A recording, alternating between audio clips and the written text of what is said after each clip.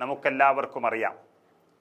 വളരെയധികം ബുദ്ധിമുട്ടി രാഷ്ട്രീയ പ്രവർത്തനം നടത്തിയത് എങ്കിലും അദ്ദേഹത്തിൻ്റെ ജനസമ്മതി കൊണ്ട് ആ ഇടതുപക്ഷ മണ്ഡലത്തെ പിടിച്ചെടുത്ത സിആർ മഹേഷ് മറ്റുള്ള MLA-കളിൽ നിന്നൊക്കെ വളരെ വ്യത്യസ്തനാണ്. അതായത് ആദ്യം മത്സരിക്കുന്ന സമയത്ത് വെറും 1800 വോട്ടുകൾക്ക് തോറ്റ സിആർ മഹേഷ് അവിടെ തന്നെ ഇരുന്ന് ജനങ്ങളെ സേവിച്ച് അതേ മണ്ഡലം അദ്ദേഹത്തെ തോൽപ്പിച്ച അതേ സ്ഥാനാർത്ഥിയെ തന്നെ തോൽപ്പിച്ചുകൊണ്ട് തിരിച്ചു പിടിച്ചത് 30,000-ഓളം വോട്ടുകൾക്കായിരുന്നു.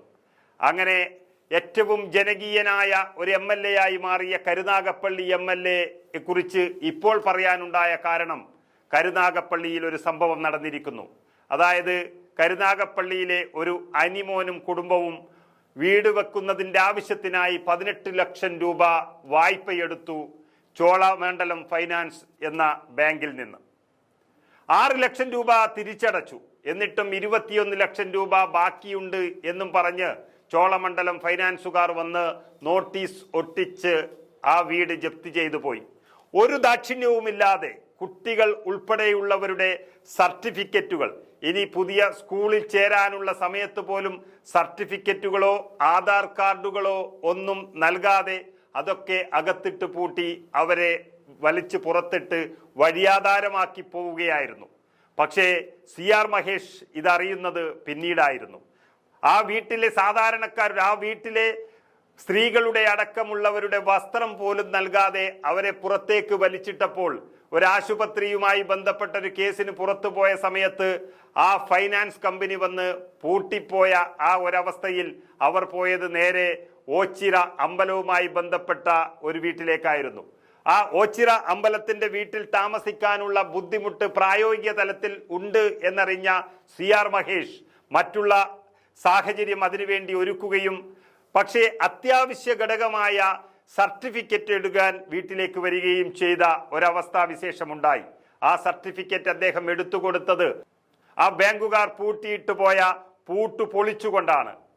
ഇത് ചെയ്യുന്നത് ബാങ്ക് എന്ന പ്രസ്ഥാനത്തിന് മുഴുവൻ എതിരായിട്ടല്ലെന്നും അവർ ചെയ്ത നന്ദികേടിനും നെറികേടിനുമെതിരെയാണെന്നും ജനങ്ങളോട് പറഞ്ഞുകൊണ്ടാണ് അദ്ദേഹം പൂട്ട് പൊളിച്ച് ആ സർട്ടിഫിക്കറ്റുകളും അത്യാവശ്യമായ വസ്ത്രങ്ങളും ആ വീട്ടുകാർക്ക് എടുത്തു കൊടുക്കുന്നത്.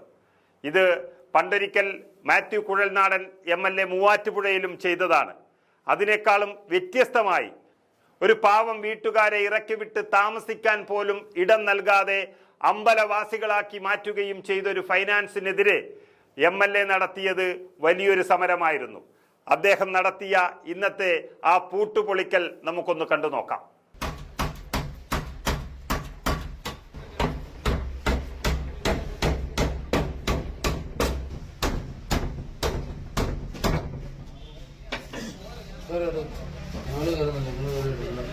വസ്ത്രവും സർട്ടിഫിക്കറ്റും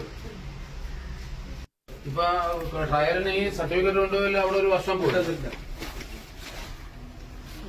തുണി എടുത്തു ട്രയലിന് +1 അഡ്മിഷൻ ആയിട്ടുണ്ട്. അപ്പൊ ട്രയലിന് അഡ്മിഷൻ എടുക്കണം. അതിന് ഇതെല്ലാം ഇവിടെ ആധാർ, റേഷൻ കാർഡ് എല്ലാം ഇവിടെ ആയി പോകും. ബാക്കി നടപടികൾ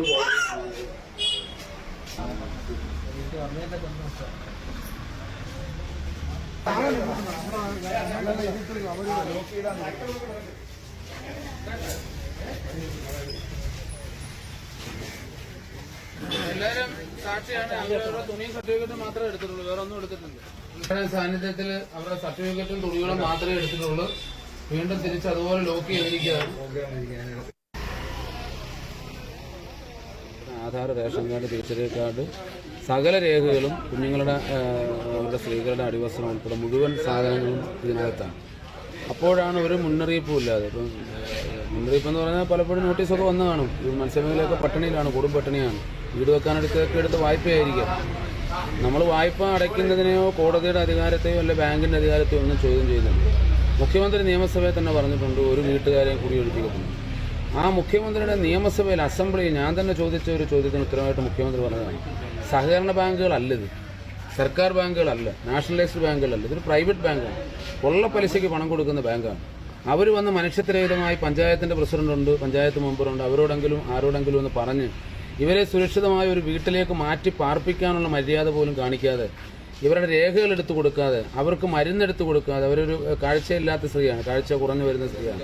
ആ കണ്ണിൽ മണിക്കൂറുകളിലോട്ട് ഒഴിക്കേണ്ട മരുന്ന് പോലും എടുക്കാൻ സ്വാതന്ത്ര്യം കൊടുക്കാതെ പൂച്ചക്കുഞ്ഞുങ്ങളെ പിടിച്ച് ചാക്കി കെട്ടി വഴി കളയുന്നത് പോലെ കളഞ്ഞു. ദിവസങ്ങളുള്ളത്. നേരത്തെ ഞാൻ ഓച്ചറയിൽ നടക്കാൻ പോകുന്ന സമയത്ത് ഒരു ഓച്ചറയിൽ സത്രത്തിൽ അഭയം പ്രാപിച്ചു. എൻ്റെ കൈ ഞാൻ